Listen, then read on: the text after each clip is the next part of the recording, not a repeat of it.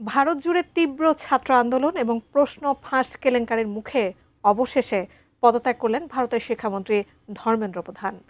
দেশ জুড়ে চলা তীব্র সমালোচনার দায় মাথায় নিয়েই শেষ পর্যন্ত সরে দাঁড়ালেন তিনি।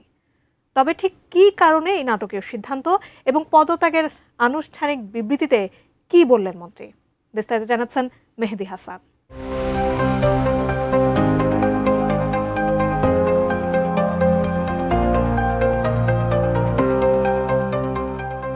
ভারতের কেন্দ্রীয় শিক্ষামন্ত্রী ধর্মেন্দ্র প্রধান প্রধানমন্ত্রী নরেন্দ্র মোদীর কাছে নিজের পদত্যাগপত্র জমা দিয়েছেন। ভারতীয় সংবাদ মাধ্যম এনডিটিভির প্রতিবেদন অনুযায়ী মেডিকেল ভর্তি পরীক্ষা নিট সহ বিভিন্ন প্রতিযোগিতামূলক পরীক্ষায় প্রশ্ন ফাঁস ও অনিয়মের অভিযোগকে কেন্দ্র করে গত এক মাসের বেশি সময় ধরে দেশ জুড়ে আন্দোলন চলছে। আন্দোলন যত দীর্ঘ হয়েছে ততই শিক্ষামন্ত্রীর পদত্যাগের দাবি জোরালো হয়েছে। শেষ পর্যন্ত সেই আন্দোলনের চাপ এবং তীব্র সমালোচনার মুখেই 25 জুলাই পদত্যাগের সিদ্ধান্ত নেন ধর্মেন্দ্র প্রধান। এরপর কেন্দ্রীয় সরকারের সঙ্গে আন্দোলনকারী ককরোচ জনতা পার্টির তৃতীয় দফা বৈঠকের ঠিক আগেই সামাজিক যোগাযোগ মাধ্যম এক্সে নিজের পদত্যাগের ঘোষণা দেন তিনি।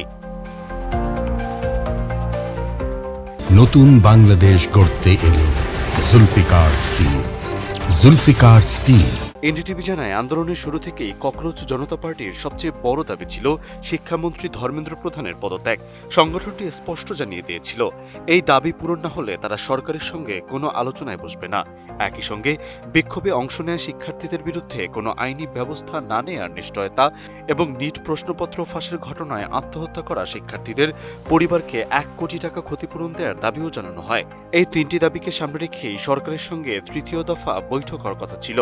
দ্বিতীয় ও তৃতীয় দাবিটি মোদী সরকার মেনে নিলেও প্রথম দাবিটি এতদিন মানেননি। তবে শেষ পর্যন্ত ছাত্র জনতার দাবি মেনে নিতে বাধ্য হল মোদী সরকার।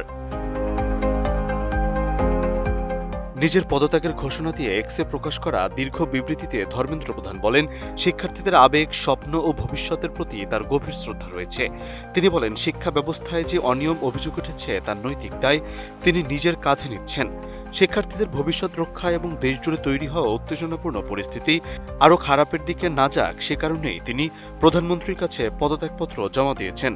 একই বিবৃতিতে তিনি আরও জানান, অনিয়মের অভিযোগ তদন্তে ভারতের কেন্দ্রীয় তদন্ত সংস্থা সিবিআই এরই মধ্যে কাজ শুরু করেছে। পাশাপাশি মেধাবী শিক্ষার্থীদের স্বার্থ রক্ষায় সরকার প্রয়োজনীয় সব পদক্ষেপ নেবে বলেও তিনি উল্লেখ করেন।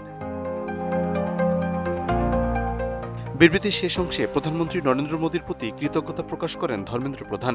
একই সঙ্গে আন্দোলনকারী শিক্ষার্থীদের শান্তিপূর্ণ ও গণতান্ত্রিক উপায়ে নিজেদের দাবি তুলে ধরার আহ্বান জানান তিনি আশা প্রকাশ করেন, চলমান তদন্তের মাধ্যমে প্রকৃত দায়ীদের বিচারের আওতায় আনা হবে। এর ফলে পরীক্ষা ব্যবস্থার প্রতি শিক্ষার্থীদের আস্থা আবারও ফিরে আসবে বলেও তিনি বিশ্বাস করেন।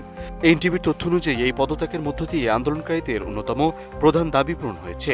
এখন সরকারের সঙ্গে আন্দোলনকারীদের তৃতীয় দফা বৈঠকে বাকি দাবিগুলো নিয়ে কি সিদ্ধান্ত হয় সেদিকেই নজর রয়েছে দেশ জুড়ে। মেহেদী হাসান, এটিএন নিউজ।